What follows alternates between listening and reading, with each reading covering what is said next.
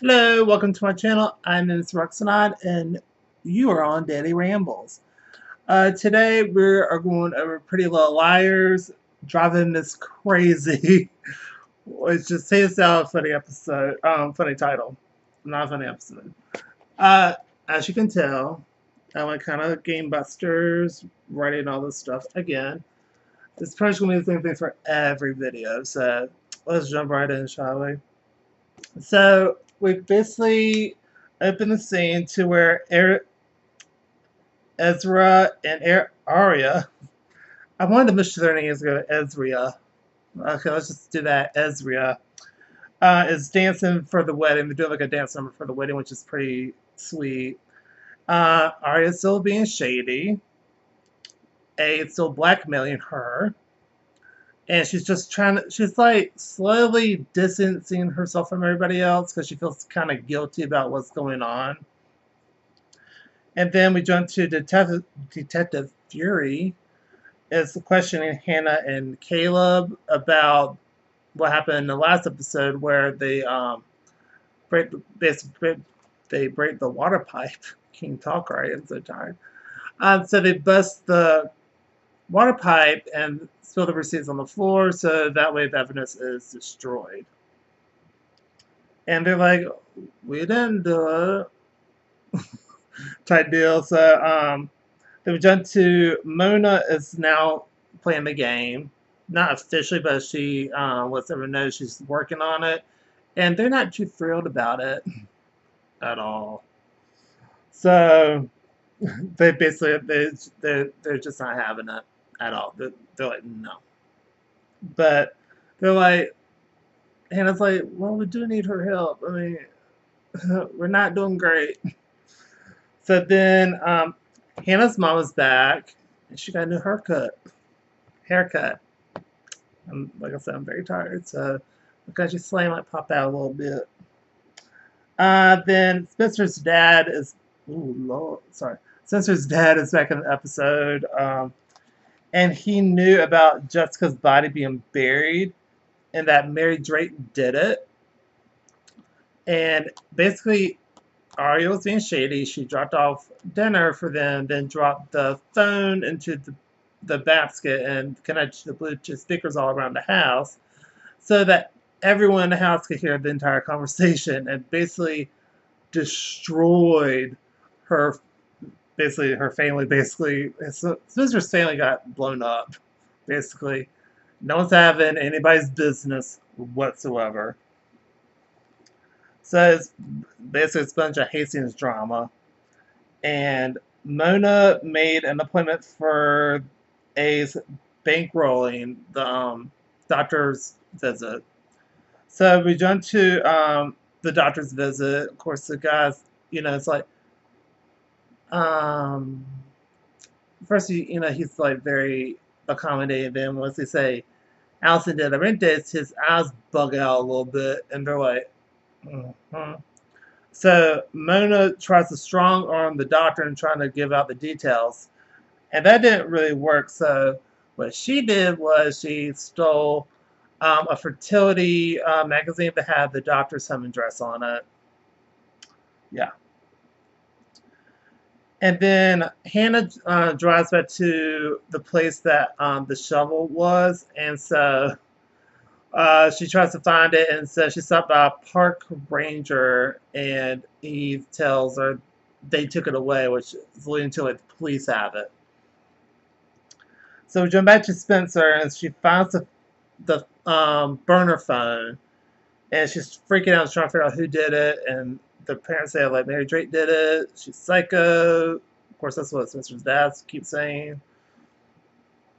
Then Arya, oh God, I can't say Arya. Sorry, Ezra tries to help Arya feel better, but it's not helping whatsoever. She just feels more guilty than she already does, basically. Then Detective Fury and Spencer have words outside her house, and then after that happens, Mary Drake is in the backseat of Spencer's car and ambushes her and tells her to drive. So just let it drive. I was like, oh crap. And then they drive to that hotel place where they were at earlier in the season, I believe. Yeah. And Mary Drake and Spencer have a moment where Mary Drake explains herself, saying, I can't, you know, it wasn't me that dropped the phone in the house and everything. And, have a little touchy moment, which was pretty nice. And then there's a Halo moment, / they get engaged, which also good for them. But also I was thinking, is that to shut Hannah's mom up? Because she was going on about stuff. So it's like, no, everything's fine. Okay. All right, if you say so.